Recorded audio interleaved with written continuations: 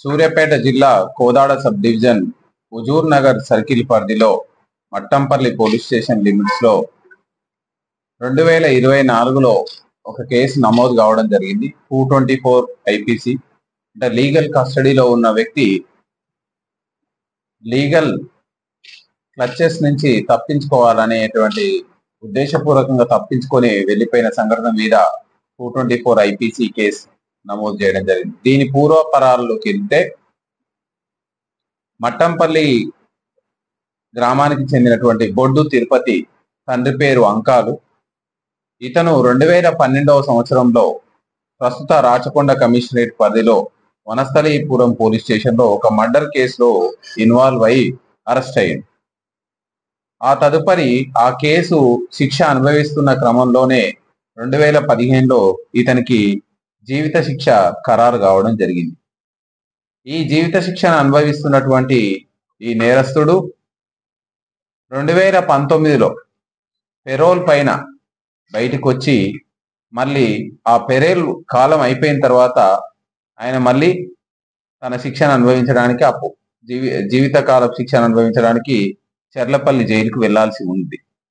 కానీ 2019లో అతను పెరోల్ పైన వచ్చిన తర్వాత మళ్ళీ నిబంధనల ప్రకారం అతను చెర్లపల్లి జైలుకు వెళ్లకుండా ఉద్దేశపూర్వకంగా తప్పించుకోవాలని, చట్టం నుంచి తప్పించుకోవాలని, శిక్ష నుంచి తప్పించుకోవాలని ఇతను ఈ మట్టంపల్లి పరిధిలోకి వచ్చి తప్పించుకొని పోవడం జరిగింది. దాని మీద 2024 సంవత్సరంలో మన చెర్లపల్లి జైలు సూపరింటెండెంట్ గారి ఫిర్యాదు మేరకి మనకు మట్టంపల్లి పోలీస్ స్టేషన్ లో కేసు నమోదు చేయడం జరిగింది.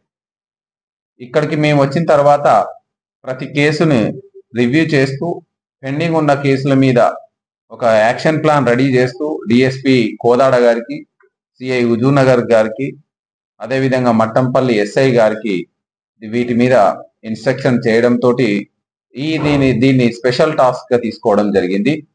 దీనికి అతనికి ఉన్నటువంటి పాత వివరాలని, అదేవిధంగా ప్రస్తుతం ఉన్నటువంటి టెక్నాలజీని, అదేవిధంగా ప్రస్తుతం ఉన్నటువంటి అదర్ రిసోర్సెస్ ని, అదర్ ఎవిడెన్స్ ని క్షుణ్ణంగా పరిశీలించి దీన్ని అన్ని కోణంలో ఇతన్ని ట్రేస్ అవుట్ చేయడానికి టీంలను డిప్యూట్ చేసుకోవడం జరిగింది.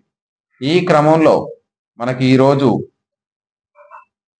సిఐ రాజు, ఎస్ఐ బాబు, అదేవిధంగా కానిస్టేబుల్స్ ఎం రామారావు, అదేవిధంగా శంబయ్య వీళ్ళందరూ కలిసి గుంటూరు ప్రాంతంలో ఈ నేరస్తుని బొడ్డు తిరుపతిని అప్రహెండ్ చేసుకోవడం జరిగింది.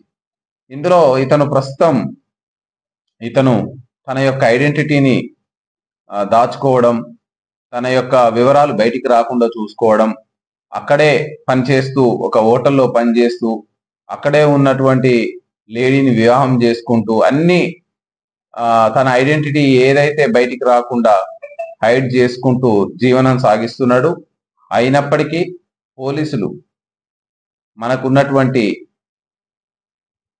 వృత్తి నైపుణ్యంతో, మనకున్నటువంటి సాంకేతిక వనరులతోటి నేరస్తుడు ఎక్కడ దాగున్నా మనం ఖచ్చితంగా పట్టుకోగలమని ఈరోజు హుజూర్ నగర్ సర్కిల్ పరిధిలో ఉన్నటువంటి మట్టంపల్లి పోలీసులు నిరూపించడం జరిగింది. సో వాళ్ళందరికీ కూడా మనం ఎంతో చాకచక్యంతో, వృత్తి నైపుణ్యంతో పట్టుకున్నటువంటి మన సిబ్బందికి జిల్లా పోలీస్ యంత్రాంగం తరఫున వాళ్ళకి శుభాకాంక్షలు తెలుపుతూ తగు రివార్డ్ ఇవ్వడం జరుగుతుంది. అది సపరేట్ శిక్ష, ఇది సపరేట్.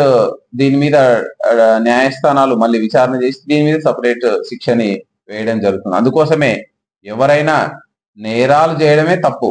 మళ్ళీ నేరాలు చేసి దాని నుంచి తప్పించుకోవడం ఇంకా పెద్ద తప్పు.